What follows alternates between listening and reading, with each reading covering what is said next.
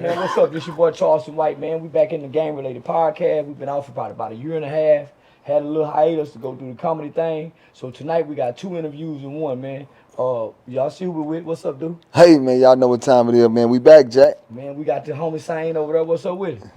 We ready to set it off. Man, we got the legendary Nolans fella, man. Y'all already know who it is. I'm sitting next to. What's up with it, gangsta? Wow. Yeah. Gang related, baby. Yeah. He the one set the trend for the hot boys, if y'all don't know. Big facts. Yeah, man. Shout out to PG, man, and the rest of them. Yeah. Nigga, I watched y'all for a long time. Listen to the lyrics for a long time. You always was the ghost behind them boy. And we got a youngster over here. So we doing 2 interviews in one. We doing the game related, and simultaneously, he coming with his own line of questions, man, so he getting his interview. He done got me and Gangsta to sit down on the couch together, and ain't nobody on the internet been able to do that. So it's gonna be real special, man. Yeah, what's up with it, Long? Cooler, man. Little big homie. Oh, yeah. Yeah. Blessings. Introduce yourself to the camera, Man, man. I'm Nick Martin. Nick Martin, where you from, Nick? This small town called Amite, Louisiana. If Oh, you know okay. Devontae Smith, number 6, won the Heisman with Alabama. Yeah. He played with Philly. Yeah. That's where he from. Okay, bet. Already. What's the name of your podcast or your platform? Wolves and Sheep. Wolves and Sheep. Wolves and Sheep TV. Wolves and Sheep TV. I like that. I'm a sheep. Yeah. I'm a sheep. Yeah, I'm a sheep in wolves' clothing. That's a hell of a podcast, bro. Yeah. Man, what's up with the movie premiere Saturday, huh? Yeah, that's Saturday, man. So it's from 6:30 to 9:30. Uptown Dallas. Well, I forgot the name of the theater we're gonna be at. 6:30, 9:30. I wanted to make it. My boy Jay got a wedding to shoot at 5, so I know Okay, yeah. can't man. change that, you Yeah, know what I'm yeah. saying? But I wish you the best. It's gonna be coming to other theaters. I think we got one coming to Monroe. We got a premiere coming to Detroit. I think one in Atlanta. We go to Jackson, Mississippi the next day. So we got like 7, 8 cities we're going to for the movie premiere. And then after that, you can catch it on anywhere streaming from Amazon and Prime, Tubi, Hulu, all that. How much involved are you in filming? You just on the acting side, or Yeah, I'm just on the acting side. I haven't learned to get behind the camera yet. what about directing? I ain't learned to get behind the camera yet. I'm the nigga still get off on being on the camera. I got you. Yeah.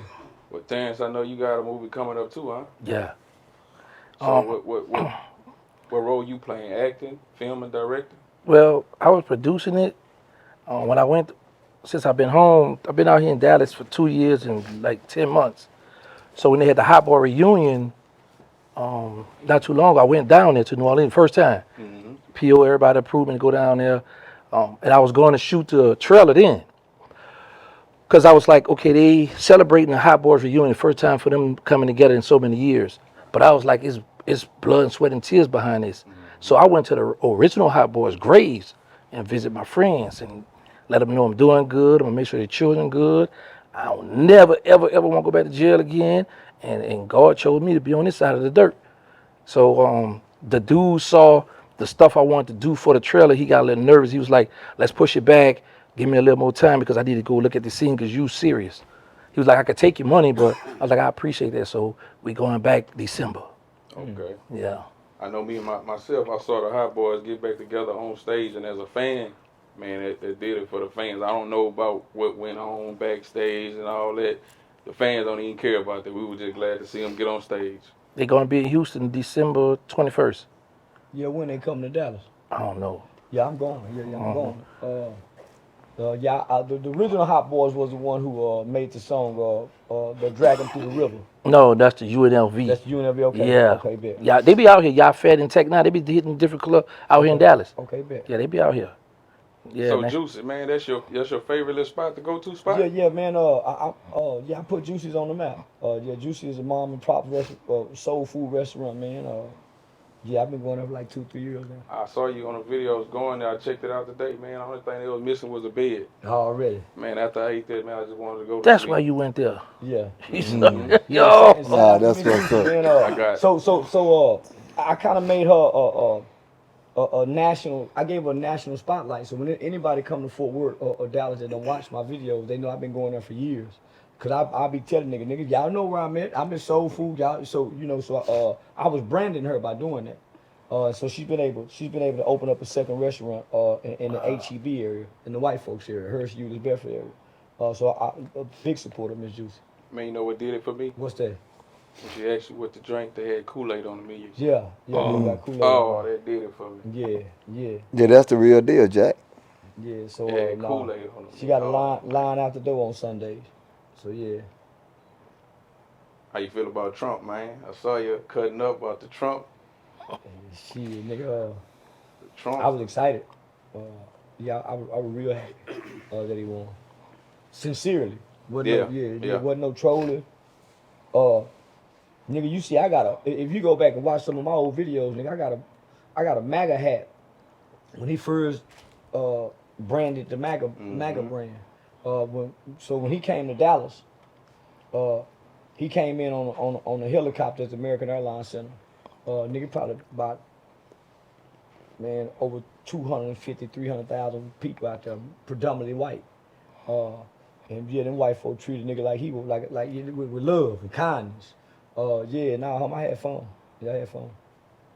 It's crazy to me that a lot of our people go with the media and go with the entertainers just because they got black entertainers, just because they say this or that, or just because she's a woman, and don't look at actual facts. And she could never answer a direct question. Well, they don't have that same sisterhood on the job. So when if there's a black woman who's been on the job for 10, 15 years, when the new black woman comes, especially if she's a high yellow black woman, they don't embrace it. Competition. It's competition. So black women are more at each other's throats and against each other, backbiting each other, than coming together for each other. So how y'all get to come together for? And so it's totally so by us voting for somebody just because they black, that's totally against what Dr. King stood for. Dr. King was begging people to judge him on the context of his character, not the color of his skin. So nigga, we voting the color of skin, that's pure ignorance. Right. Yeah. On the flip side, Facts. Yeah. let's just say we were segregated. Yeah. Blacks was in rule. They giving us the chance to rule America. Yeah. Y'all are leaders. What y'all pushing for as if you campaigning and what you pushing towards making America great again, especially in our working with us first, the blacks? What would you change, like laws, policies, like drugs? What would you make legal, or would you keep it the same way, or would you, you know what I'm saying, be hard on this or that?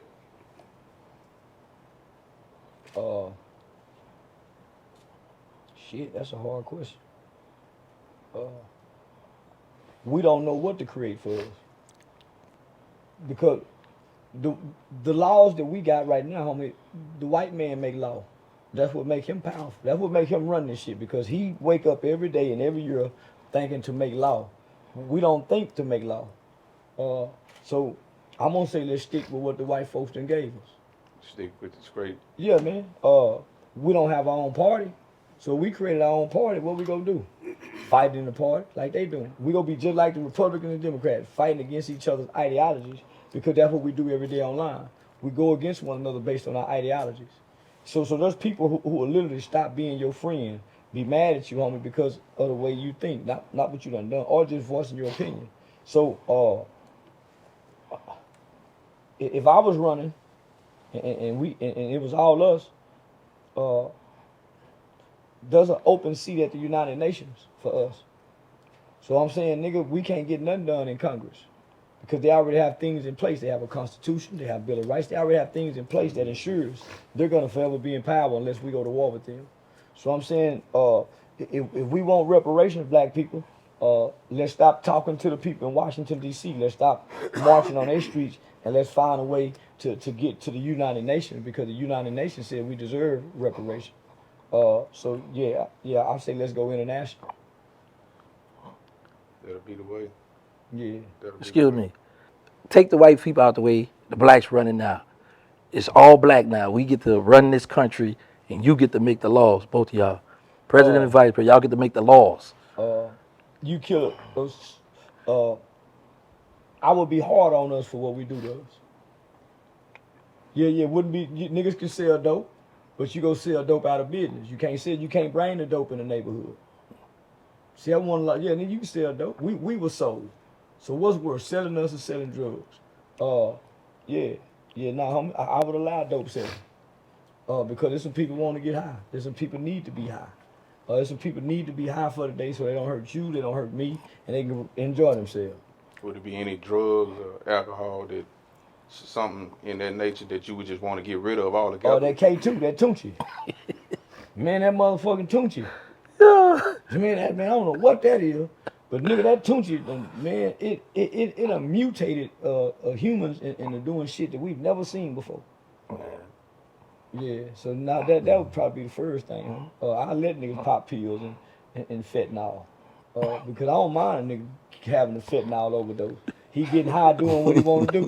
How the fuck you gonna be mad at nigga because he want to get high? And nigga, from what I heard, they want the drugs that'll damn near kill you. So heroin addicts want the drugs that will make you overdose. They want to they want to get the closest death that they can get and then spring out of that shit. So if you die of overdose, well shit. It damn near kill excitement out of trying to go get drugs. You'll just openly see who want to do drugs and who don't. This is God gave us all the life. We all get to choose what we want to do. Man, how you gonna stop me from wanting to do what I want to do and I'm not hurting nobody? Well, if I pop this pill, if I snort this line, it's gonna hurt me. How you mad at me for overdoing? Nigga, I know it's a chance I can overdose on this. Kodak Black said I knew the perk was fake, but I still took it. So nigga, man, they know it's fentanyl out here. So, Everybody got their own way of handling things. If you decide to go over there and you know goddamn well that dope gonna kill you, and you still go over there, you can't blame the dope dealer. You gotta blame yourself. You can't blame them motherfucker that went to P. Diddy party, homie.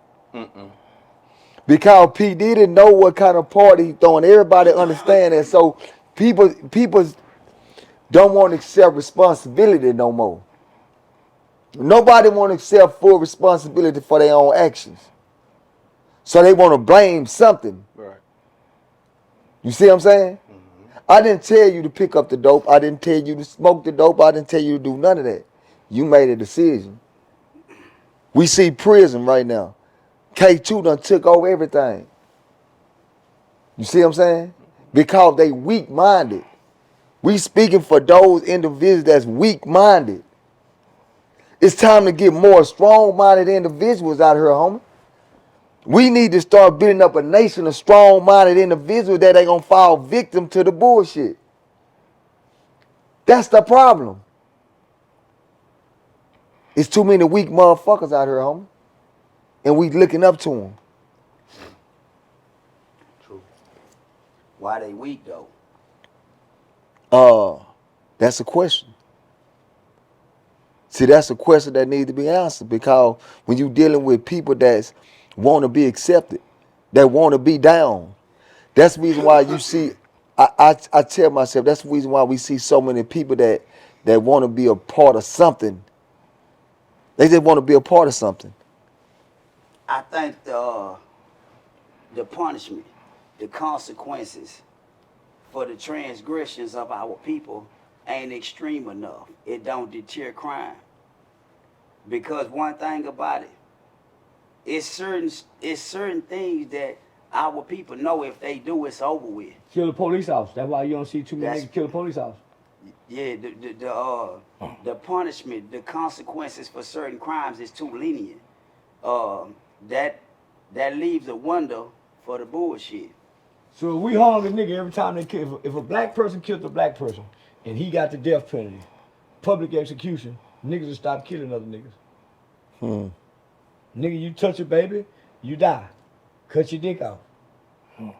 You violate an old person, everybody in the neighborhood behead you.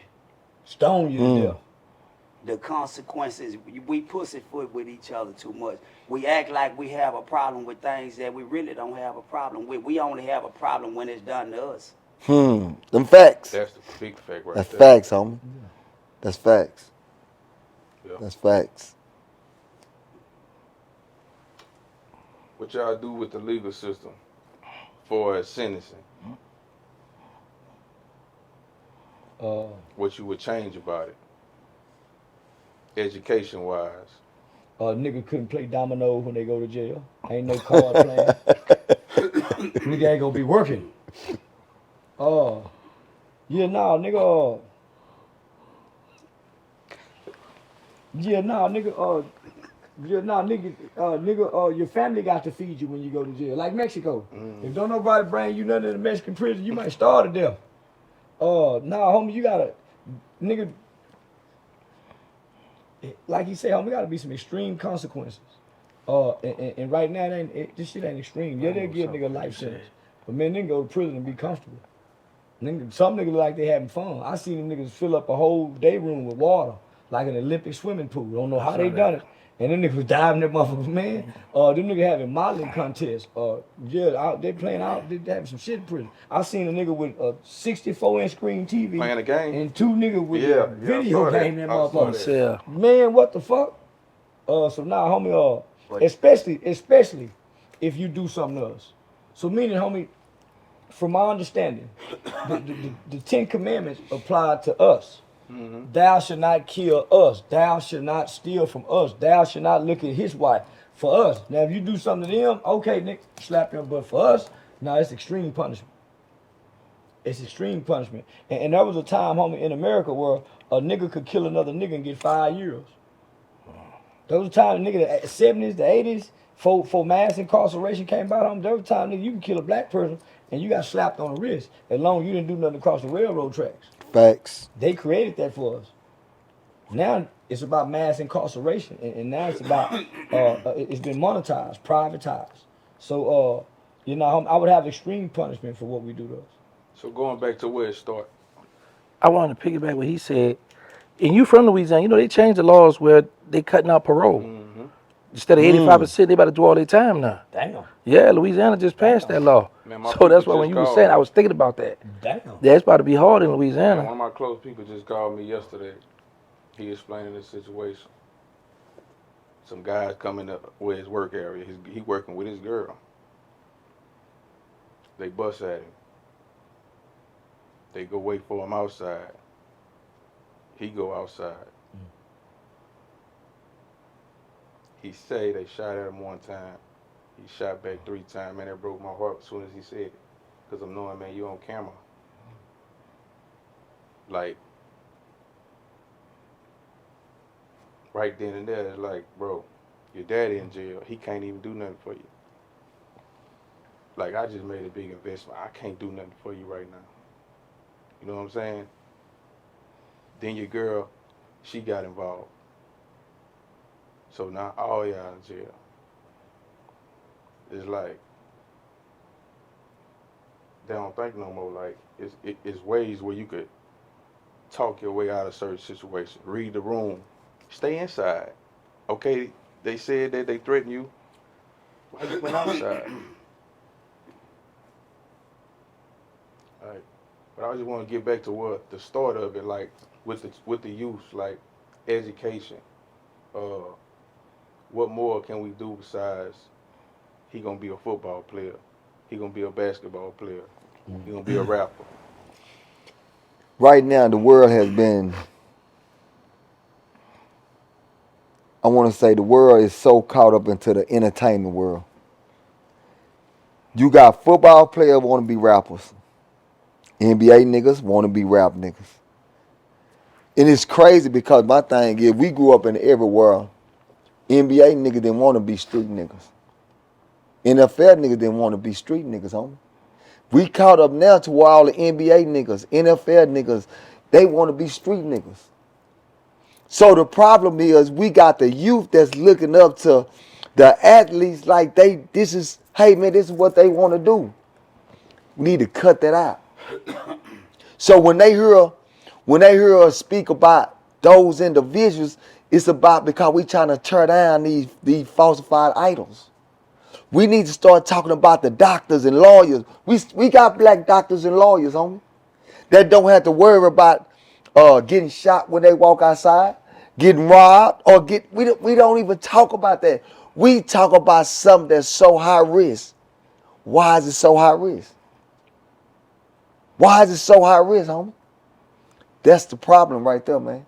That's the number one problem, is because every major platform is glorifying that bullshit. It ain't no more Cosby's.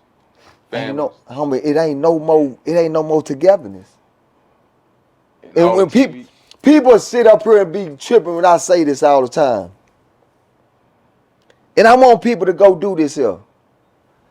Nigga, I met this nigga when I was 15 years old. 15 years old. I didn't meet him on the internet. I didn't meet when we were 15 years old. Nigga, I'm 47 years old.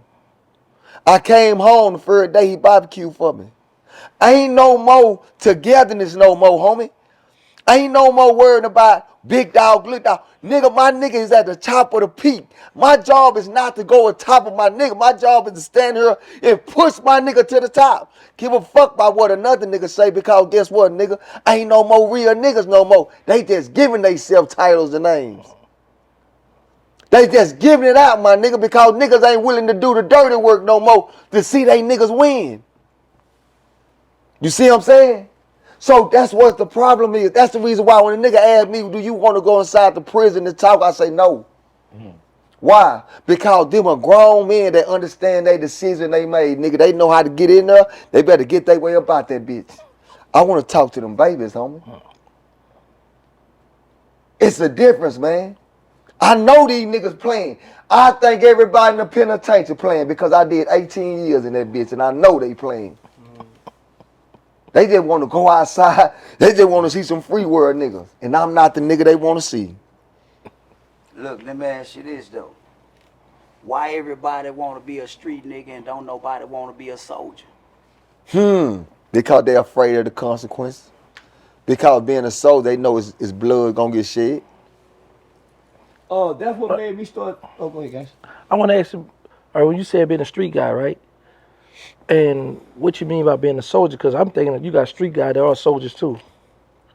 Well, street guys really not soldiers, because street guys won't go to war if they think it's a possibility of them being killed.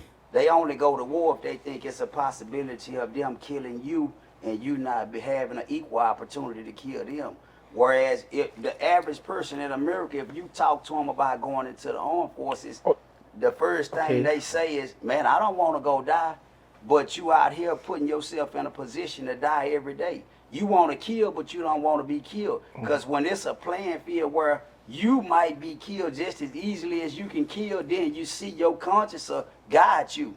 So the consequences and the ramifications for being a street dude is glorified. And it's perceived as if it's only a life of prosperity. But when it comes time to have prison without the possibility of parole, everybody want to be Christian or Muslim. They want to look for a way. I ain't street no more, man. I wasn't the fully developed mind. I was a kid misguided. I'm some other than what I profess to be. But that's when you got to be what you said you was. When it's time to stand on it and it ain't no rewards for it, it ain't nothing but consequences and punishment as a result of saying and being what you said you was, stop giving them a way out. Okay. Yeah, hold them to it. Nah, nigga, you said that's what you wanted to be it. Because this when you are that, when it ain't no rewards for it, when it ain't nothing but long suffering. This when you represent that shit. Okay, I got when you. the suffering start, don't tap out. See, I thought you were talking about soldiers for us, like street. You talking about going to the army soldiers. Bullshit, Oh yeah, I don't want to go step on no landmine either. Yeah. Them people got rockets and all kind of. No, I see. Yeah, I won't be I won't be no soldier. That's what I tell young niggas. You got an itchy finger. Go get paid to kill. Yeah. Don't kill and have to endure consequences. Go let them train you to kill, and they gonna praise you for killing. But they don't want to go because they know that the person who they going to kill them been trained to kill too. Yeah. So it's an equal battle. Nobody wants to go to war when it's real competition. We only want to go to war when we think we got the edge. We think I done caught you slipping. I got you. But nigga, when I know you see me, I'm playing cool with you. OG, with you being in the streets, in your environment, everybody you was around, was there anything that could have been done in your childhood that could have altered the way you came as far as when you was coming up and being involved in certain things? It's always something that could have been done if I was around the right environment. But like I tell people, that's why I like what he just said. Like I got a nonprofit now. And pick the piggyback what he said about going to talk to the old people, right? I got into it with some people out here in Dallas on the phone, 2 black people over the school thing. So we on the phone, they telling me, well, go talk to the older people first, then come. I say, listen, isn't it the young people who be in school with their cell phone? They say, yeah. I said, isn't it the young people who be online glorifying these rappers and all? They say, yeah. I said, isn't it the young people toting the guns in the school? They say, yeah. I said, well, why would I go talk to the old people? I need to talk to the youngsters. I got mad and hung up on them. And because I was trying to get into the school, so I found another way now. But back to what I was saying, I tell everybody I grew up around taught me how to be a criminal, taught me how to get away with stuff. I never had nobody sit me down and say, listen, if you go to jail, this gonna happen, this gonna happen. It took me to get a life sentence. I did 23 years, 10 months in the Fed straight. And I seen all kind. I seen people get killed, stabbed, get extorted, get raped, get everything you can name. It made me laugh. They talk about domino. They got domino tournaments. People play on their knees. Got all kind of games they play in prison. So, of course, like if I was in the right environment, but I grew up in the ghetto, the slum, the hood, you know. And I, you know, people say you gotta take one for the team, and I don't regret nothing I've done in life, because I'm happy I'm here now, so I can let them youngsters know this is what I've been through, this is what's going on. Y'all out here playing. I got a son. Well, he was my youngest. I got a 5-month-old now, but my son, my second to the youngest, he's in prison right now. Well, he's in jail. He got 15 years, and he's fighting 2 bodies. The crazy part about it, the 2 bodies he's fighting, the guys I was beefing with, his father, the one he got life in Fed, it's his son, my son, accused of killing. And they got the same name. So now I got to worry about my son going to the Fed, running to my enemy because you done got charged for downing his son. So it's ongoing. So somebody got to lead by example and break the cycle. But I just can't say, yeah, this, because I don't like to play the coulda, shoulda, woulda game, because this is why I come up, you know. So now it's my job now to show them youngsters, like, hey, I've been shot up, colostomy bag, urine tube, hit up here, bullet come out the middle of my chest, I've been stabbed in the chest. I got all the wounds to show them, you know. So that could have been a way where, you know, I had a father figure in my life, and, you know, somebody sit down and bring me. And you know the crazy part? I played football. I played with Patrick Surtain. He went to the Miami Dolphins. I marched in the band. I was on the swimming team. So I did all the things that I love school. A lot of people don't know this. I got my GED at Delgado Community College. I went there 2 semesters before I went to the feds. So I always loved school, but I always liked the bad boy persona, the respect. You know, I always told people I don't like when a person feel me, because when somebody feel you, they're going to try to get you out the way. I always wanted to be liked. So that just always been in my mind. Like, I want to be liked. I always show love. I always respect everybody. You know, but I can't see, you know, from where I come up, born and raised in New Orleans, Gertown, Calio Project, Magnolia Project, all we hear is shooting. Little boy selling drugs, dressing nice, mama working. When mama gone, we running the streets. Nah, square business. Man, with Thug now being locked up, Dirt getting locked up, NBA Youngboy being locked up, you think the music gonna start to shift now, or you think they just gonna create new ones to promote violence? You know how we had the trap era, you know, you had the Love Boy era in the '90s. Oh, I think the move. I think it shifted before then. I think the rap scene kind of shifted probably 2 years ago. With the women. Uh, yeah, the whole music came. You see the niggas singing the sexy red song, lyric. For real. Uh, nigga, I done found myself my feet in a big lot of church on every Sunday, the after Sunday shit. So nah, homie, I think them arresting Thug them kind of sent a shockwave to the gangster rap culture. Uh, to the young niggas, they just rapping about anything. So it wasn't no real strategically, you know, killing in the music. They was just rapping about anything. But Thug, Lucci and them, homie, them niggas were doing some shit and then putting it in their songs as well. So that's how a lot of them got caught up and saying shit in their song. But now, homie, the hoes done took over the rap industry. Yeah. The whole spirit, the gangster spirit, kind of died out. Uh, if you look at how these niggas dress, they dress like hoes. Uh, they like some of the girls. So going forward, uh, And we don't know what rap music gonna be. Yeah, it's hard to predict because it was never predicted to last this long. From the time the nigga Fury put this shit down, it was never predicted to last this long. But yeah, I don't think no more drill music, killing music. I don't think it'll reach the pinnacles that is reached prior to now. Yeah, especially with the FBI picking these niggas' ass up. Yeah. And everybody's just playing anyway. They playing gangster because when it's time to be gangster, they tap out. Yeah, I mean, and it's too late then, because that's when it's time to stand on it. Yeah, everybody want to be gangster till it's time to be gangster. Yeah, it ain't no rewards to being gangster. It damn sure ain't no rewards that a nigga want. Thanks. Yeah, why you think all the gangsters shame themselves? You call good money, but you know what's crazy? When I go on the highway, I was driving to New Orleans. That's like an 8-hour drive, 7 and 50 something minutes.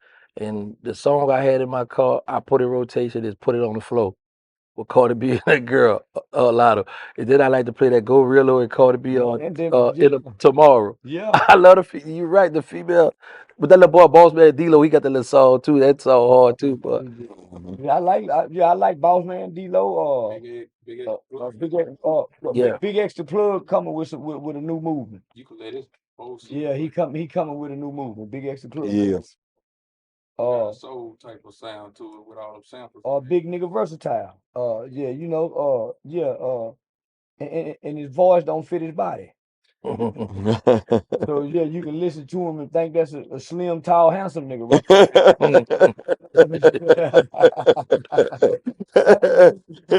Shout out to Big X, man. But no, that nigga, he's not a one trick pony. Most rappers is a one trick pony. So now he ain't a one trick pony. He can damn near do love songs. He really kind of like Mo 3. Mo 3 wasn't a one trick pony. Yeah. He can sing, he can write love songs. So yeah, he was a hell of a talented dude, nigga. But Big X something different. The grown folk can listen to Big X music. Mm-hmm. My mama ain't never heard none of this shit. Nigga, my little niece had a 15-year-old birthday party. Man, my mama was shocked by what she heard them women was saying. Because no, this the woman's rap game now. Man, I tried to do videos during COVID, and man, they had some bad spirits out there, bro. I did a lot of bad stuff when I was young. When I was a kid, my mom and them tried to overcorrect me. My mama from BR, her daddy's side from BR, her mama from the country, my daddy from the country. So they tried to not put us in the same environment that they grew up in, but I think they tried to overcorrect it too much. Like, I wanted to go to the Marines, but mama came up there like, nah, you're not going, my baby not going to the Marines. I'm like, man, I can't do it. I wanted to play sports, but my brother was playing sports. I think he was in 9th or 10th grade. My brother was like Steph Curry, bro. They'll put him in. Every time he get the ball, he shoot. He's number net. But it had seniors that was more popular. They knew their family more and, outside of. So they would take him out. As soon as they get up there, take him out. My daddy and them got into it with the coach. And my daddy was a janitor. So he had to shift schools. And he was like, nah, you ain't playing for him. So that left me like what I do. Now I'm skipping school, smoking weed, drinking lean before I come to school. I always was fighting because we were moving schools. So I ain't really have no place to go to. So I started hanging with the streets. Resources and alternatives, homie. The lack of resources and the lack of alternatives is where we lose it, no matter where we at. So that's whether you in the upper middle class, the hood, we don't have no alternative. Yeah. So even with the criminal justice system, nigga, I managed to create a program that gave alternatives. Where if a nigga got in trouble, we can go to the juvenile judge. Hey, young man, we got something for this little nigga. Because we had an alternative other than just sending him straight into the juvenile system. Man, our people haven't created an alternative for us. Yeah. Yeah, if we had a black prison where these niggas all our millionaires and billionaires and invested into a private prison, and it's mostly for black people, that's an alternative. A black school, a black bank. We don't have no alternative to nothing. Mm-hmm. We have the resources of black people, but when you come down on our level at the bottom, it ain't no resources. That's why everybody with a nonprofit begging. And they begging white people for the money. Most black people that can help us, they need help to help us. Most black people who have a desire to help us, they need help to help us. And nobody's gonna fund us to help us. So once I realized that, homie, that's really what made me start telling nigga, I call the police on you, bitch ass nigga. For one, I know psychologically I was playing with niggas, right? I'm playing with niggas' mind because I know niggas scared, man, bitch ass nigga gonna call the police and they'll leave me alone. Whether I'm gonna call them or not, that's their justification not to hurt me. I'm gonna go call the police. Yeah, I'm gonna call the police, bitch ass nigga. But when I realized that, nigga, long before I came to the internet talking about calling the police, I started threatening niggas in the neighborhood. Bitch ass nigga, I called the police on y'all selling drugs down there at the park. Ho ass nigga, y'all see me over here getting backpacks away, nigga. Right. Nigga, y'all see me over here passing out shoes, nigga. Them niggas start quietly coming over there giving me something. because the Black Panther Party would go burn it down. See what I'm saying? Nigga, burn your dope house down. Nigga, I told you not to be selling dope on the street, but you know what I'm saying? They kidnapped the pimp niggas. So, nigga, when you watch the movie The Mac, that's where I got that from. So, nigga, I used to extort niggas in the street. The hoes, too. It's a whole video of me. Nigga, I wake up in the morning, I pull the cover, say, you bitch, y'all can't sell no pussy till the kids get out of school. Because as I'm riding down the blade, the bus stop right there. So the hoes coming up the street, the trick niggas looking down the street, but he don't know if it's a little girl or not. So he pulling up on a little girl. You see what I'm saying? So now they offering the kids, the little boys. They offering the little niggas 12, 13, 14 years old. Hey, I give you $100, you let me suck you. So niggas, so the predators is coming. So nigga, somebody have to stand out on the blade. So nigga, I was the first nigga to start doing that. Then brother Johnny Muhammad and them started coming out. Then the school started sending resources officers out there because I'm making it known, this is a nigga Tyranny Road is a host road. I'm going downtown telling the wife, say, man, y'all got these Mexican construction workers buying pussy while the kids, and they kicking me out. But nigga, I started threatening niggas with calling the police, and it worked. I ain't gonna burn it down because I don't want the arson case. You see what I'm saying? And niggas will kill you. They ain't gonna kill you by calling the police. No. Yeah. So that's what made me come to the internet and say, nigga, y'all call police on you, bitch ass nigga. And them niggas say, oh man, he ain't gonna do nothing but call the police. And then you can walk through their neighborhood. Man, you a superhero in yourself. But I wanted to be a nigga superhero, I did. No, real talk. Because nigga, I was born in the 70s. All my uncles then, homie, my granddad owned a barbershop, homie, on the south side of Bessie and Hattie. So I grew up at the barbershop listening to them niggas. And nigga, all the talk was, nigga, getting white folk. Nigga, you go across the railroad tracks, nigga. You go downtown and pull over your coat. You got fake jewelry here. You pickpocketing. So, nigga, it was always go across the railroad tracks. So it wasn't until gangbanging came, nigga, they gave us colors that a nigga knew the gangbang and hurt another nigga. It was always, nigga, we'll have a ride with the Mexicans. We'll have a ride with the Asians. So it was never about us getting us. So that's where I come up on. That's where I come up on, homie. So as a kid, all my crimes, nigga, were predicated toward white people. Yeah, nigga, snatching white women purses, breaking into white people houses, going to steal the white people car, trick or treating in the white people neighborhood. Yeah, so nigga, it was predicated. It was race based until gangster rap came. Gotcha. Yeah, man. When I first saw you, you was in the car. You had the dreads then. Yeah. And something about to pay attention. Your spirit draws you to somebody. I don't want to get off subject, but when Boosie was beefing with that dude, Nussie Badass, he was feared in the streets. He was a jack boy, but he was a snaky type dude. He might pull you on a mission, shoot you in your head, kick you out after they do the mission. Like he was all type of grimy, but he a joke. Like he had a jokey persona. Yeah. He was dangerous, but when he rapped, I was like, I believe him. I really believe him. When I heard you talking, and when you was expressing what you was expressing, I tuned in and I said, bro, I believe him. I really believe what he doing. I see the frustration on him. And I tell you this, people don't want to admit it, but a lot of young people that learn, they might have not turned all the way, but it's people that learn stuff from what y'all doing. Uh, nigga, I was fucking with all the young killers before I started fucking with say TV.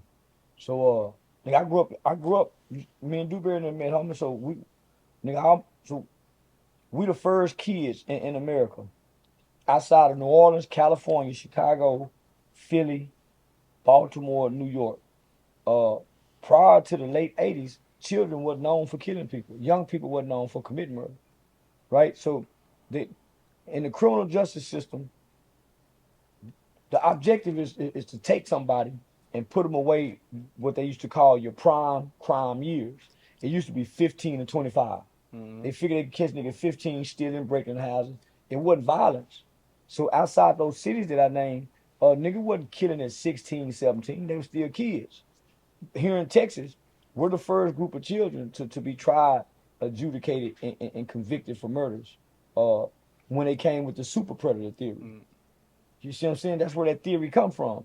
More children had started committing violent crimes. So they sent a shockwave through America because it was unheard of.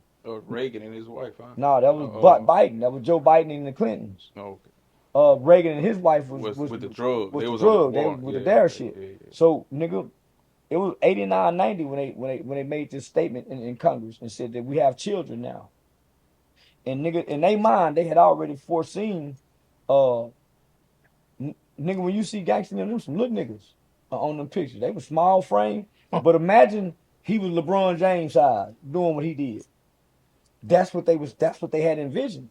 Because they said that these children are gonna be bigger, faster, stronger, heartless, and incorrigible. So they were starting to see body size in kids. I mean, my brother looked at grown at 15, 16. My brother could lie and say he was this age and go to the county jail till my mama come down there and get him. So imagine, homie, a nigga like LeBron James or Kevin Durant, all them niggas with them big old bodies, and they were kids that could make it to the NBA. Imagine if they were criminals. That's what was on the streets, homie. So it sent a shockwave of fear through America. So nigga, they started making laws to lock a nigga up at 13, put a nigga in prison for life at 12 years old. So nigga, America really had a juvenile life without parole, where a 12-year-old kid, nigga, went to prison. You walked the prison line at 12, and he ended up with predators. Man, my nigga was a baby when he went to prison. Baby face, body frame. Nah, homie, we had became a dangerous group of kids, but we wasn't heartless. Yeah. Nigga ain't killing no more. So this group here might be the ones that's heartless. So the word incorrigible mean that they won't be able to change. No child is born bad, nigga. Most kids will change if you Yeah. put them in the right kind, and they'll adapt to the environment. Bro, I'm ashamed of this, but I say it on camera anyway, bro. Because I couldn't do nothing, I feel like I ain't had no outlet. I'm going to school. Like I'm having a fight. I won't call it bully because I fought back. And I learned to be dangerous because I was small. I was skinny. I feel like I was fighting giants. But, bro, man, I went home one day. And I went by my homeboy house. And my daddy told me, say, man, don't go nowhere. You've been getting in trouble. I've been going in and out of juvenile, too. And my daddy came back that day. And I had just had a fight. Dude tried to thump me. But I caught his pants leg. But when we tugging, our feet get caught up. And man, I hit my face on the ground. I chipped my tooth. I ain't never got this fixed or nothing. I want to remind her. Boy, I was so mad. I went home. I was sitting there. My daddy called me. He said, hey, go get that remote, boy. The remote is on the other side of the house. He don't even know about this yet. I just walked off school. I ain't say nothing. He said, didn't I tell you not to go down that house? To your friend's house? I ain't say nothing. If I gotta tell you to get that remote again, I'm coming back there and I'm gonna whoop you. Only thing processing in my mind, I can remember at that time, like, man, I can't do this. I ain't got no outlet. I'm trying to do this. I gotta fight every day. I gotta come home. And he think he gonna put his hands on me too? Bro, I got a safety pin, put it in my fist. My daddy came back there. When he hit me with that belt, man, I punched my daddy in the eye. And when the police came, they said, man, just apologize to you. I said, man, take me in. But as a grown man now, man, that's the worst thing I ever did in my life. But I couldn't process it all. I was angry. I know some kids stood over their mom and dad and killed them Right. because they was angry. Yeah, I know some Right. kids, homie. I knew a kid, nigga, that his daddy used to beat him. He was the only child. He didn't have no nigga. He used to go over the room and get their gun and stand over. And then he ain't had enough to do it. So he killed his neighbor. I know a nigga wouldn't have kicked his goddamn sister in the head. He was so mad, nigga, and killed him. And he was a Right. Philly nigga. Cause he wasn't no outlet. He can't go to Six Flags. He can't do. He always in. I mean, I got man. Oh, and kicked the nigga and killed him. I know a white kid, nigga, went and got his other friend, went in mom and dad room and killed him. Cause they ain't had no outlet money. So I understand. Right. Nigga, I grew up in an institution, my nigga, man, they got some of the worst crimes in the history of this state, but nigga, they wasn't no bad kids. Mm-hmm. Nigga, they wasn't no bad kids, homie. Shit, so nigga, my brother, mama worked, nigga, we got a great life. Nigga, my brother was a quiet, smiling, angry little motherfucker. We watched television one time. We had just moved to Monroe, Louisiana, and we didn't know nobody. Nigga, mama working soon. We get out of school, so nigga really can't play football. He got to come home and watch me. Man, that nigga looked at me one day and said, "Man, when I grow up, I'm gonna kill somebody." I said, "What?" I ran out there and told my mom. That nigga scared the shit out of me. The look, nigga, that nigga looked at me. We were watching television. That's out of nowhere. Then he said, "Man, when I grow up, I'm gonna kill somebody." Man, that's my mom. That one told on that nigga. She whooped his ass. Where'd that come from? What? She didn't try to see where it came from. You just don't say no shit like that, nigga. That nigga grew up and killed somebody. A cold-blooded killer. Me and my brother killed nigga execution style and smile about it. Didn't have no repertoire. I get it, homie. That's why I tell you, all single mothers, man, man, your son will be angry for, you know what I'm saying? Especially if he can't play football. That's an outlet. Nigga can't box. Yeah. That's an outlet. That's an outlet. Man, nigga outside, nigga fun is an outlet. Nigga, shit. Man, that's why these little niggas so dangerous, homie. They can't do nothing. Yeah. They can't do nothing, homie. And the damn sure can't do what they like to do. Right. I couldn't do nothing, nigga, so, it was just excitement for me. You're committing crimes, it never felt good to hurt people. But I would do it to go along and to be a part of something. So it never felt good to me to hurt people. But nigga, I would hurt people Yeah. just to be with this group of people I'm hanging with to hurt people. Yeah.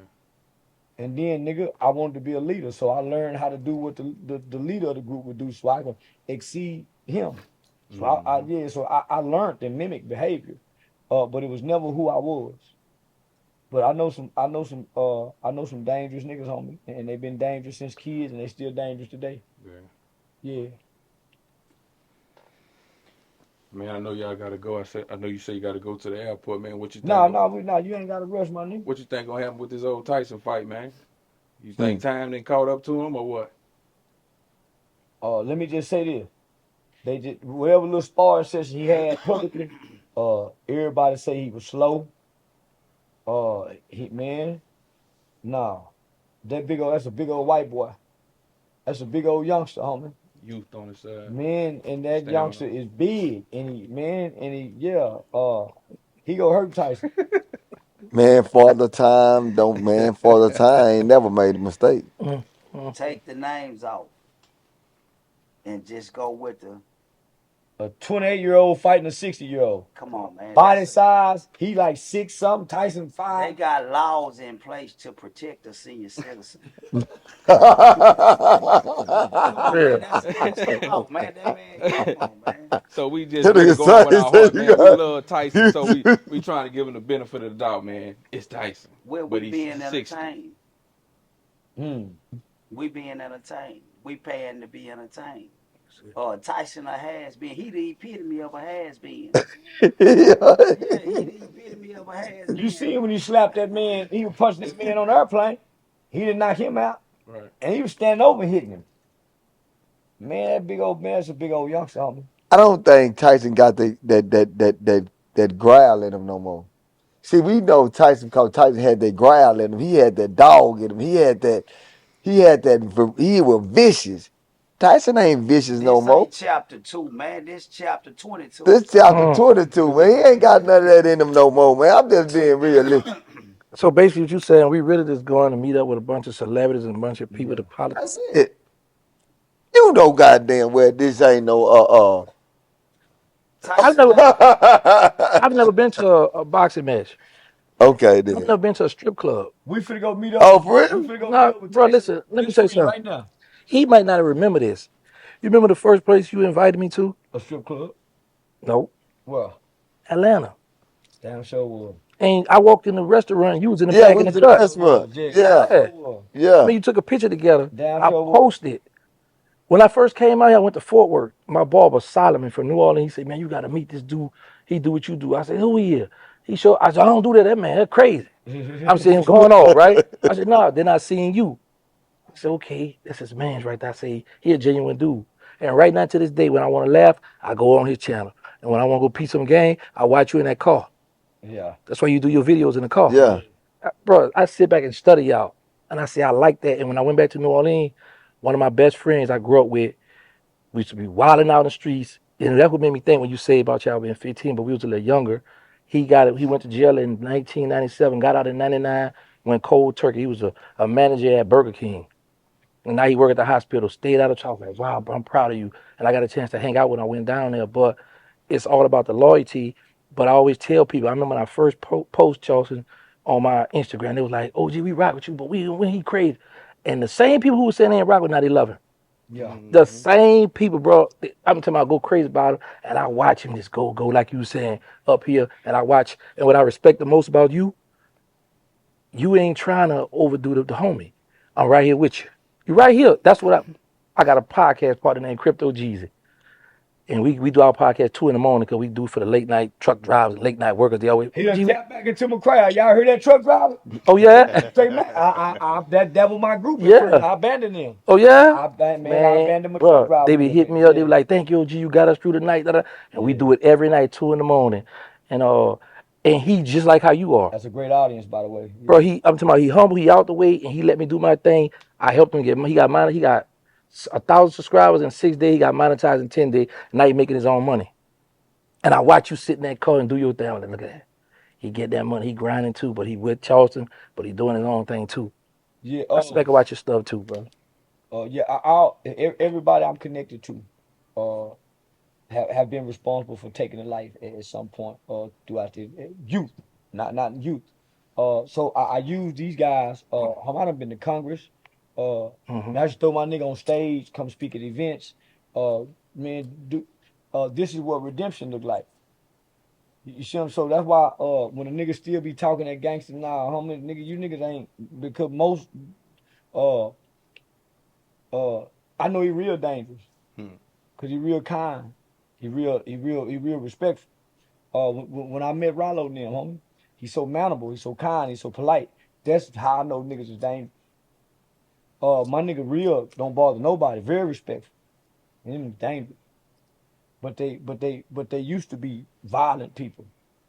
So that's how I identify who really what they is. The nigga that be, man, that's why I go at some niggas online, be trying to, man, bitch ass nigga, I know what I know. Yeah, because real, man, homie, they meet, they mind. Lil Wayne got something. I don't know which one of them say, you don't know a killer till he kill you. Facts. You don't get to meet a killer till he kill you. Facts. So they don't do a bunch of talking. My brother was a dangerous dude. He wasn't no killer, cause he went around telling everybody, I'm gonna kill that nigga, but he really meant it. He really meant it. That's what got him caught. And man, I'm gonna kill, and he planned, yeah, and strategically. So I would have to remind that nigga. I remember 15 years into his sentence. He did 31 years on a 114-year sentence. Me and this nigga on the phone. And they said, nigga, I don't give a fuck about no nigga I done put in the ground. Man, that nigga was trying to kill me. Nigga, you lying. You went and hunted that nigga down. Cause if he wanted to kill you, he could have killed you. But I remember telling that nigga, you gotta have some remorse for that shit. Nigga, God can't open no door for no nigga that ain't got no remorse and he done hurt people. If nothing else for his family, his mama, his kids, you gotta have some kind of empathy for the harm you done brought to people. So that's what I'm saying. Nigga, when I attack certain personas or certain characters, I'm looking at the fact, man, these niggas done hurt people and they ain't got no empathy for it. That's why they go rap about it. Now you gotta, especially if you done hurt your own. That's why I could never embrace the persona of King Von. Yeah. My brother wanted to connect with him as soon as he got out of prison. My brother loved this nigga when he come home. Man, I want to do an interview with Gangsta. Nigga go violate your parole, nigga. Yep. Go violate your parole. You can't, yeah. But now there's a great spirit to connect with. Yeah. So yeah. So that's what I was telling you, homie, just to get me and him to sit down together. Man, I gotta pay for this. That's history. Yeah, it's history. Especially if he and I really get the dialogue on a real deep level and it ain't no internet shit, homie, it'll open doors for other people. Yeah, so that's why yeah, now I'm real strategic about what I do with him because I know me and him could yeah, homie, you can't just steal this. Right. You were blessed with it. And you notice something throughout my YouTube channel, you notice I ain't never talk about people I really killed and I got immunity for that. Because what he said, I had to actually talk to families. I had one father say, did my son suffer? I was like, well, your son killed my people and did the same. I let him know, like, calm down. Because them families get rowdy in the rooms, right? But I also always think about the family. That's why now when I see them youngsters killing, I be like, man, and my heart go out to them because I be like, they don't know what they're doing. You really take it in life, but you hurting your family and these other people's family. There's other people when you out there squeezing that trigger. That's why I don't brag on and talk about that. The actual murder. I talk about my life. I ain't Get heard shot. none of my niggas who ever killed somebody even talk about it. I said, Mhm. don't talk, don't, it ain't, you can't, yeah. Yeah. You got family members that you really don't have no remorse, no empathy for these. You just playing for the camera. Right. Yeah, I take that stuff serious. And nigga, you ain't gonna be who you is at 50 that you was at 18, 19. You ain't gonna, nigga, you gonna evolve. Nigga, that old lion is still trying to bite. He can't go hunt no more. He gotta try to steal something from us. I Yeah. say, bro, guess what? November 4th, Yeah. I turned 50. Damn. 50 years old. I said, man, I got old. But that taught me something. The federal, I can't speak on this. I've been to the state, but I did have my life in the Fed. They will hide you in prison. I come out here at 47 years old. You did 22? I did 23 years and 10 months. And just think, nigga, when I come home at 21, 98, 99, here come the hot boys. They talking about, yeah. So I come out, he gone though. I come home at 21 in what 1998. Nigga fresh off a 7-year sentence from the boys home. Nigga, here come the hot boys, come 99, 2000. Nigga, he with that. I'm an 89. I was born in 89, so I'm listening to them, Yeah. man, not knowing at the time they getting this off the real hot boys. Man, the conditions. Nigga, when you go look at their conditions, what else can it produce? When you go look at, and still to this day, when you go to New Orleans and look at the conditions, I done advocacy work out there, homie, partnering with a few groups, with the juvenile life without parole abolishment. Nigga, the conditions. So, yeah. My spirit give me a feeling when I go certain places. Remember, I went to a house party with a girl in New Orleans, and because I was with her, and because I know, man, these girls belong to somebody in here, and it don't make no sense for me getting on them doing this and that. Somebody gonna watch it, so I was just chilling in the background, and all of a sudden the DJ, but I had a hood on, and I'm in somebody's house party. The DJ say, "Hey, ain't no foolishness up in here tonight. Everybody in here to have fun. I don't know what think you on." And it's like, in my soul, man, I got a deep down feeling. I look up and it's like so many eyes looking at me. I'm not even from here. They looking at me like, who is you? New faces trade places, nigga. They know they girl looking at you. Now they Somebody look like at this new face. and the DJ peeping this out too. So they kind of like, who is this with the hood on? And he ain't just over there quiet in the corner. Man, that was the first time I got a. See, that what make us so dangerous to each other, homie. Because as black people, we don't like you because we don't know you. Mm. Off that alone. Now I don't know that nigga. And we'll hurt you for that. That will make us dangerous to each other. Facts, Because we'll homie. hurt one another off the simple fact we don't know one another. Mm-hmm. Rather than trying to say, what's up, homie? Where you from? Yeah. Oh man, homie cool than a motherfucker. We don't network amongst each other. Man, nigga ain't from my hood. Right. Just easily dismissed like that. And nigga, your life will be like trying to kill a fly. Just because you ain't from here or we don't know you. And that's sad because what you saying is real. But then you'll see that same individual when you in a uncomfortable situation in prison, and next thing you know, y'all together. Gotta work together. You see what I'm saying? So I trip out on this shit because I be telling Nut this all the time. Like Fort Worth in prison. Niggas in Fort Worth is like, them niggas is really together. They don't give a fuck. They don't give a damn about no set. They don't give a damn about that. Them niggas is like, they together. But when I see the shit that go on out here, Shit, them nigga hate. I say, how in the fuck Can they be like are you? y'all like this out here? But on the inside, y'all niggas like this. I don't understand that. You know what I'm saying? Because that's how I live. I look at life like that. You know what I'm saying? Like, I'm not a city nigga. You know what I'm saying? Because niggas that have put their life on the line for me were from other cities.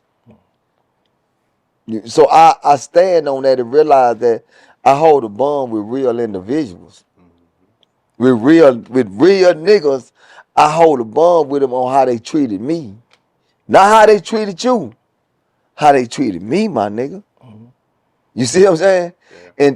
And I think that as blacks, man, we gotta get back to just understanding that don't judge me before you get to know me. Man, get to know me, homie. Get to know me. It's okay to say what's up to me. It don't make you a weak man.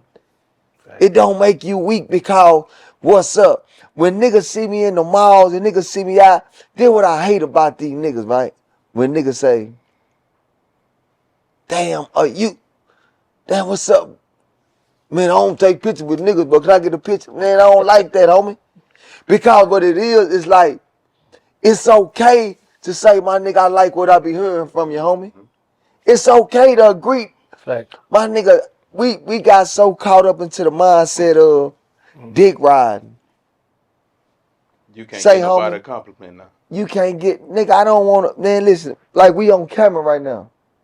And I'm telling y'all, like, this my nigga, right? Okay.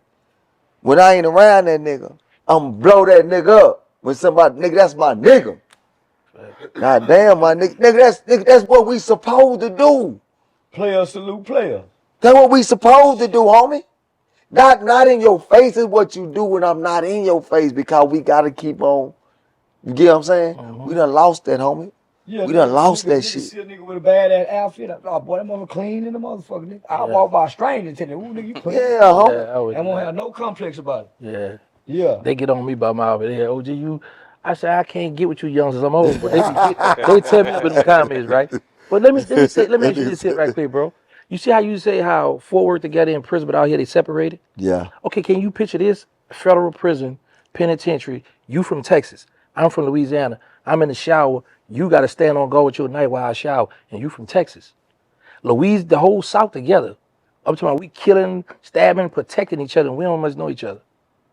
That's how it is in the feds. The whole South is together. The whole South together, yeah. Yeah. So me and you'll be sellers. Yeah. You from Texas, I'm from Louisiana, but in there you my brother. I got to make sure you survive to see the next day. Nigga gotta stand on guard while I shower with a knife. Yeah, the penitentiary, yeah. See now, Somebody Because come in there of and get those. that right there I'm gonna is take the a whole reason why I always say this, In the my cell. nigga. Don't tell me about niggas can't get along. That's a fact. That's See- why I'm saying take our ass back to slavery. And let us Yeah. hit the reset button. Hit that reset. Nigga, bring back slavery. Integration. Nigga, that'll force us, nigga, to come back together and lock in. That's some other thing I be tripping with, man. Now you be saying some deep Man, I be shit. saying, but I just don't go, I don't explain it. But yeah, nigga, put us back in slavery and watch how what it produce. Because nigga, what? Man, You'll be ticked off, huh? Man, I ain't standing by no shop. Man, You got to nigga, post up with that knife while you're home and shout. Well, a person you don't know. the conditions go make a nigga adhere. Yeah. The conditions go make a nigga follow these rules. Because a Mexican could have been and killed somebody, or a black could have been and killed somebody in Beaumont Penitentiary, but we in Polar people. We in Louisiana, we got to be on guard because the Mexican going to send word, kill all the blacks. So everybody got to be on point. I saw that main music get out, do an interview, and he was saying not so much it's the best thing that happened to him, but he said he learned so much structure Yeah. in the feds. Yeah. Like Well, every nigga I see come home from the Fed be way better than the niggas from the state. The niggas from the Fed be a little bit more gang related. That's a fact. They be way more gang related. They go get out, try to start a truck, and they be more business behind it. They do. The state nigga come home and, you know, he really don't know what to do. He really don't know what to do. But the Fed nigga, all them niggas come home with a business mind. All of them. And that's 100%. And I can say that. And like I said, I did time in the state. But majority of niggas come home from the Fed. They always come home with some business mind because I already run into different niggas. My niggas that done time, they be on that business shit. Niggas come home from the state, nigga, it's like we starting over again. Yeah, they be behind the eight You know ball. what I'm saying? We starting over like nigga shit. And we trying to go by that fat bro. Oh, she got a call? I'm going to go lay up over here. What's up with Lil Ray? Oh, he getting money now? I'm about to outdo him. Yeah. Man, I don't never want to go back to prison. Never, bro. Man, this summer, I get in my car sometime and ride around Texas, look at a restaurant. I'm going to go there tomorrow. I'm going to go there. Man, I love it out here. You look like you having fun with your friends. Man, bro. If nigga, I be watching you look like you really, nigga, you always smiling. Even when motherfuckers be throwing, I ain't never seen you get mad about nothing, nigga. Nope. Nigga, I don't see you, nigga, you seem like you saying, nigga, ain't nothing for to take this away from me. I ask God for two things. To let me out while I'm still alive and healthy, and to let me out to get my mother. Because I seen so many dudes' mother die. When that chapel call you to go to that chapel, take that walk to that chapel, that means somebody died in your family. So I wanted to be there for my mother. And my brother took my mother one day from New Orleans, drove up here to Fort Worth, and that lady ain't go back to she been back to New Orleans twice, but she live up here with me now. So I got mine. So, bro, I be like, man, this is the internet. I got a lot of internet options. I could be an internet stepper. I might never see you again in life. Man, bro, let's do it. Cause I be telling people. Let me tell you, He say, bro, you went to war with a lot of people from New Orleans. He said, if you'd have tucked your tail, I wouldn't be talking. I said, bro, I was a gangster in real life. You think the internet, that's easy. This cake, you know. So I be like, man, I just like to have fun. And then when I found my niche and I seen I could make money on YouTube, man, I make more money than some of these average dudes in the neighborhood. I tell everybody that, nigga. Right on YouTube, bro. I quit my job last year. I try to tell everybody, man, nigga, get, you know, because you came home and know how to talk. Man, now I'm going to tell you something. I feed off you. Yeah. I watch you. I say, boy, because I don't work, so I be home on YouTube trying to think of stuff. When I be bored, I say, I'm going to see what y'all talking about. Because you going to be going over somebody, kicking up somebody in the butt. And then I say, let me go see what Dewberry doing. And he going to be right in that car, popping game. And that's just how I do. And they got the other dude out of Houston, too. I look at him, too. But it's like 4 or 5 people that I really go. No. Urban politician. Oh, yeah. I go watch his, and they do game spit. I go watch them and see what they talk about. Because sometimes when I get burnt out doing these videos, I be like, let me go see what they doing. Let me see what's going on. But I go check out people's stuff. And I'm one of the ones, bro, I be like, I'm just happy that I was able to get on here and create me a lane where I can make some money positive. I don't got to hit that block no more. Boy. Man. This is the new dope game. I can't wait till the 21st be hit. I be mad when it fall on a weekend or a holiday. Man, I be so bro. Real talk, man. I be so mad. I got my bank account. It's stuff that I be paying bills that I never done in my life. I'm doing now. I got that responsibility. And I be like, man, it's a beautiful thing. And then when I can meet different people I see on social media, man, I want to meet this person. Like I meet the little young boy, Tay Savage from Chicago. I met him with Rollo and them. I every time I see people on social media, if I see they got a good little vibe, I'm like, man, I want to meet that dude. And God just put me in that person's life, you know. But yeah, I just love it out here. And So you going to the strip club tonight? Yeah. I bet I got you. Yeah, man. We Mike Tyson best friend. Everybody in town, man. So they hit me up want to do something. Craig Boogie used to be Mike Tyson manager, but Mike Tyson get back with him, he might go back to partying and lose his wife. So his wife keep him away from him. So we got them in town tonight, man. All the social media influencers, I think tomorrow, they have so all the little white kids that's doing the social media influence, they all out here to interview the fights. So they gonna be out in town about. So everybody asked me, man, where to go?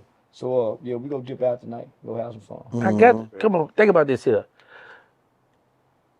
You Mr. YouTube. how in the world I got invited to the gang-related pod? I've been saw y'all podcast last year when y'all had that like, young boy. I saw him at the fair. Trap Boy Freddy. Yeah. Y'all had him on the couch. I said, well, I said, I'm gonna get.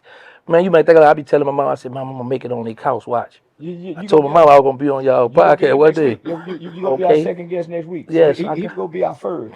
Okay.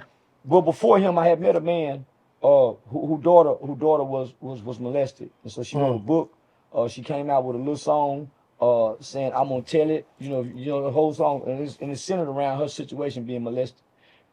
He wrote a book about how he didn't respond to throwing his life away so he can remain in his daughter's life. So he's used that as a catalyst to heal their pain. So that's who will be our first guest. Okay.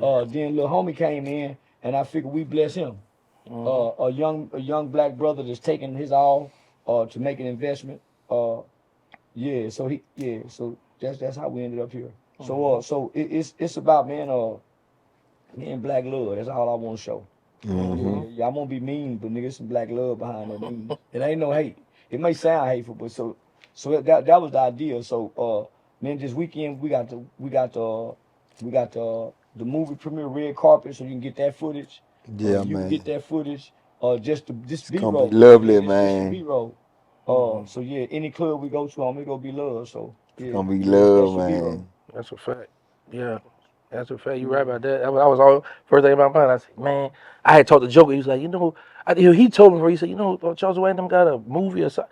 I said, no, I ain't hear about that. Then when I talked to Joker, I said, Joker, you going? He said, yeah, I'm coming with you. Yeah, it's gonna be real big. Yeah, man. I said, I gotta get up in there. It's gonna be real big. It's gonna be Yeah, real you big, too, man. I got my channel. Yeah. Then tomorrow we got a Lotto hosting my man birthday party at headquarters. So y'all we got some more. So yeah, y'all hitting the lick today. This weekend. Yeah, y'all hitting the lick this weekend. Especially if you're an influencer, you building content. Everything about content with me. Yeah. Everything's content with me, homie. Everything content. But it's my start right here, man. I'm a baby in this. Well, you said something, homie. You said, man, you mentioned God putting this together for you. My dog prayed behind the camera. Yeah. He said, man, I pray. When we left the hotel, he said, man, I pray everything work right, man. And I hope we reach a new level, man. And God get us there safe. Yeah. Nah, that's what's up. Yeah, my other man said, man, nigga trying to play on you. Nah, he really did make that prayer. Well, that's what I'm telling myself Yeah. when I walked in. Man, this nigga done brought Gangsta with him. I know you mentioned it. I'm saying, man, this nigga done got a $20,000 interview for $5,000. Man, nigga trying to play on him. But nigga, that's how God work. Yeah, you take a little, he make a lot. So that's why niggas, so when I tell my niggas, nigga, we don't know what this is open, what kind of door this. You and Gangsta ain't never sat down before. This can be the new Woody and Charleston. You know what I'm saying? That new combination. So Man. once nigga can get away and think through his feelings. So I think through my feelings. And I had accidentally maced myself. So I'm mad in the motherfucker. That boy- But nigga had to think through his feelings to say, okay, man, maybe this is an opportunity for everybody. So that's why I said, come on, let's make it happen. He called me. He told me. I said, you got Charles. I said, Charleston White? He said, yeah. I said, all right, I'm in there. I said, no, that's what I told. I said, well, call Charleston first before you book me because he might not want to sit with me. He might want to do something different. So that's when he called you to confirm first. Then he hit me. So he said, yeah. I said, all right, let's get it. Yeah, so, nah. But I had just seen you at the other spot. You remember? Yeah. But I tell everybody, homie, you gotta pay for that. You gotta pay for that. Didn't I tell you that? I said, you got Charleston White? I said, but you about to spend. Yeah. Man, I told you that. You said, man, no, I work. I was like, all right, I'm gonna get out of the business, but I told him. He said, because I know what he was. Now, the Get real. them together on the camera. You Man. gotta pay for that. Yeah. Cause I know Yeah. what you on the internet. See, That's I a had fact. a misunderstanding of it. Because I was telling, look, man, this is all I got, man. I'm finna invest everything in my first video. I said, you He got was Charleston like, White? man, I I said, am boy. a blessed game, you know what I'm saying? I was like, man, but I gotta get camera equipment and all that. Man, you better come on now, man. You use our stuff. I might lose interest. And then I was like, okay. Blah, blah, blah. Told me what he wanted. Said, I'm gonna bless you, man. So I said, man, ain't no sense of holding on to this little money. Man, get on Instagram, we see if I can get gangster, man. Hey, man, look, man, I'm being too transparent. I'm being so honest. Look, man, this is what I got left, man. What you can work with? Gangster here, man, y'all. Nah, I didn't know. I felt sorry wasn't for him the because when whole he said he thing, had Charleston White, But in my mind, I said he this already broke the how bank this already. went was what I was really thinking was gonna happen. homie. Yeah, I said, So you catch it. I'm going on the road, homie, and I was fighting pneumonia on the road. So I was hearing what you were saying, but can you bring him on? I ain't know we won't go sit down and you go get the dialogue out of her. I would say, oh, nigga, hell no, you can't get that. and it good, it didn't work like that. And this is our first time relaunching our podcast in this new studio. So you see we was sitting up in that room. Yeah. So God heard your prayers, homie. Yeah, God heard your prayers. So yeah, I'm glad to be a part of it. Man, on my way here, you know what I kept saying? I've been here before. 2 years ago when I first come home, this is why I did my first, what that thing when you first talk to people, your, what you call it, what they call when you announce Like a something? town hall meeting or something? Yeah, I recorded in that room in there. And she asked, yeah. Yeah, okay. I said, I've been here before. I said, hold up. But this was open. And that white wall over there. But it got that same little jukebox. I took a picture from it. I was slim. Before I done got healthy. Before Texas didn't feed me. Yeah, they been feeding me out here, boy. Nah, I've been it's eating, well, Hey man. man, before we close out, man, Jay come from behind the camera. Matt, come over here, man. Say another prayer before we leave out of here, man. Who, you big man? Yeah, man. Say your prayer worked. Say another one, man. I was shocked though that They you said it said, worked. yeah. I said, boy, you got trouble. I heard. I thought you just coming with him. Oh. Baton Rouge, so I think you just coming with him. Oh. I didn't know we was doing an interview together.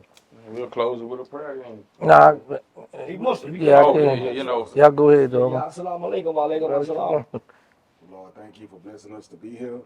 Lord, guide us tonight. Make sure we all safe. In Jesus' name we pray. Amen. Amen.